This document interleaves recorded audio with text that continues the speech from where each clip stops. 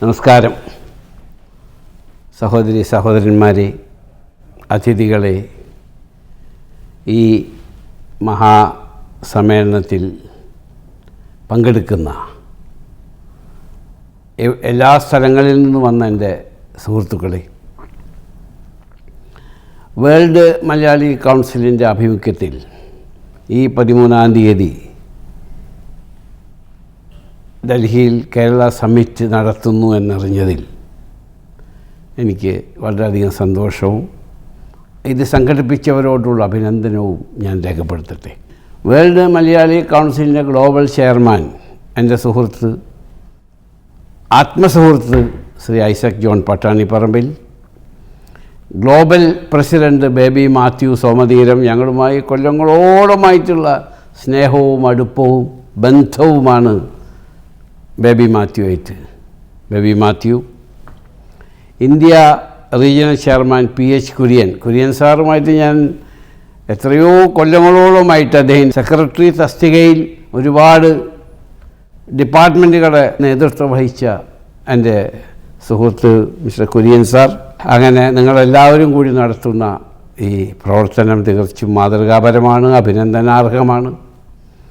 കേരളത്തിൻ്റെ മുന്നേറ്റത്തിന്, അടുത്ത ഭാവി തലമുറയ്ക്ക് എന്തെല്ലാം കാര്യങ്ങൾ നമ്മൾക്ക് ചെയ്യാം എന്നതിനെപ്പറ്റി കലുഷിതമായി ചിന്തിക്കുന്നൊരു സമ്മിറ്റ് കൂടിയാണിത്.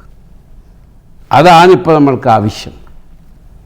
നമ്മുടെ തലമുറ ഇന്ന് എല്ലാ സ്ഥലങ്ങളിലേക്കും കുടിയേറിപ്പോയി കേരളം ഒരു ഓൾഡ് പീപ്പിൾ ഹോം ആയിക്കൊണ്ടിരിക്കുന്ന ഒരു സന്ദർഭത്തിലാണ് ഞാനും ജീവിക്കുന്നത്. അത് മാറി നമ്മുടെ ഭാവി തലമുറയെ കേരളത്തിൽ തന്നെ പിടിച്ചു നിർത്തി അവർക്ക് അനുസരിച്ച രീതിയിൽ, അല്ലെങ്കിൽ അവരുടെ വിദ്യാഭ്യാസത്തിന് അനുസരിച്ച രീതിയിൽ ഉള്ള ജോലി കൊടുക്കേണ്ട സാഹചര്യം ഉണ്ടാക്കേണ്ടത് ഗവൺമെൻറ്റിൻ്റെയും ബിസിനസ്സുകാരുടെയും കേരളത്തിൽ നിന്നുള്ള ഓരോരുത്തരുടെയും കടമയും ബാധ്യതയുമാണ്. അതാണ് നമ്മൾക്ക് ചെയ്യേണ്ടത്.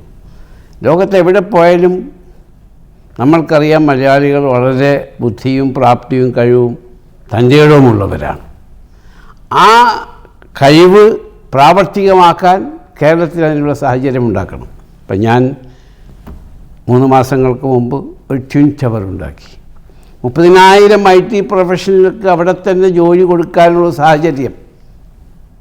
അത് ലാഭം പ്രതീക്ഷിച്ചല്ല, പക്ഷെ നമ്മുടെ ഭാവി തലമുറ, കേരളത്തിൻ്റെ സുഗന്ധമേറ്റ് വളരേണ്ടവർ, അവർ അവിടെ പഠിച്ച് വളർന്ന് നല്ല രീതിയിൽ ജോലി ചെയ്ത് അവരുടെ കുടുംബത്തെയും മാതാപിതാക്കളെയും നോക്കേണ്ട ആ ചുമതല അവർ ഏറ്റെടുക്കണം എന്നത് ചിന്തിച്ചുകൊണ്ടാണ് ഇത്തരം സമ്മിറ്റുകൾ അതിന് വലിയ സഹായകരമാകും.